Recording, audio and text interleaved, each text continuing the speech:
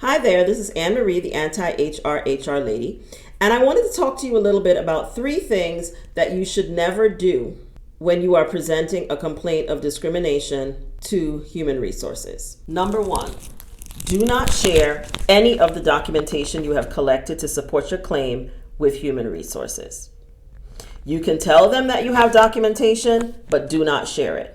If Human Resources is serious about looking into your claim, they will launch their own investigation and they can gather their own documentation. Do not share yours. Why? Because they're not going to use it to support your claim. What HR will do when you bring a claim to them is try to find ways to poke holes in what you're saying and disprove it to protect the institution and the manager involved. They're not going to use it to help you, so don't share your documentation with them. Number 2.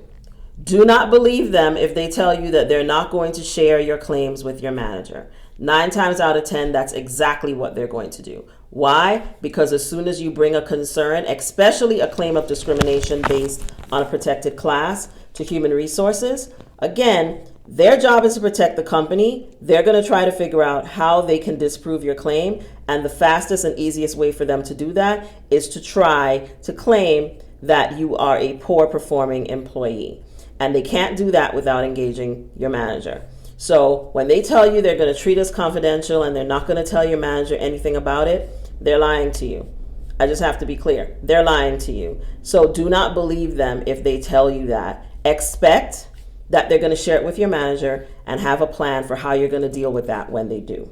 Number 3, do not share the names of any co-workers or employees that can support your claim with Human Resources. They may ask you, if anyone else has the same concerns. You can tell them, yes, you have other people who have also witnessed the behavior or the problem who will support your claim, but never tell them who they are. Again, if they want to investigate, they can investigate on their own and get the information they need to get. Most of the time, if you give them names of coworkers and colleagues, what they will do is try to get those people to change their story, or they'll go after them as well with the help of their managers. So to protect your colleagues, do not share their names. You can share that you have supporting documentation, and you can share that there are other employees who are experiencing the same treatment if that's the case. But do not give out names because, again, HR is not going to use that information to help you. The 4th thing that you should never do is believe that HR is going to take any information or concerns that you raise and use it to protect you. You have to go into the situation understanding that HR is going to take the position of protecting the institution. So when you go in there, you need to go in with the understanding that, yes, you need to present the claim strategically, but you need to understand that they are never going to take your side. More likely than not, they're going to use any information you present to them to disprove your claim. So don't go in the door thinking that HR is going to take anything that you say to protect you. So does this mean that you shouldn't go to HR and raise your concerns? No. Going to Human Resources is a part of a strategy if you are seeking to exit with a separation with severance. However, when you go to HR, how you go to HR and what you say to HR matters. So it needs to be a part of an overarching strategy. Going to HR is not the strategy. Going to HR is a part of the strategy.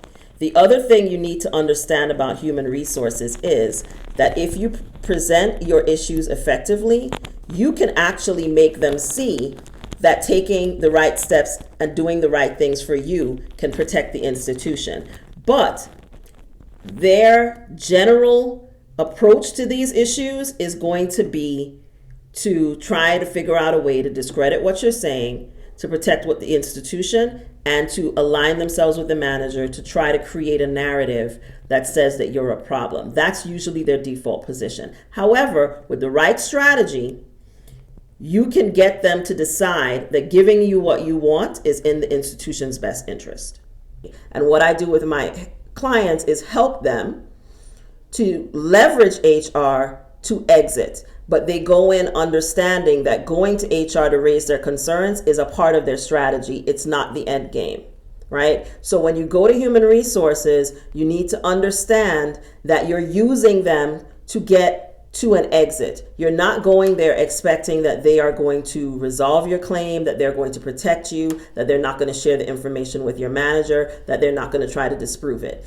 All of those things are likely to happen. And so part of what I work with my clients to do is to create a strategy to be strategic and to be tactical in foreseeing what human resources is going to do and being ready for it, and knowing how to deal with each thing that they do. Because once you understand how they operate, what they do is very, very predictable.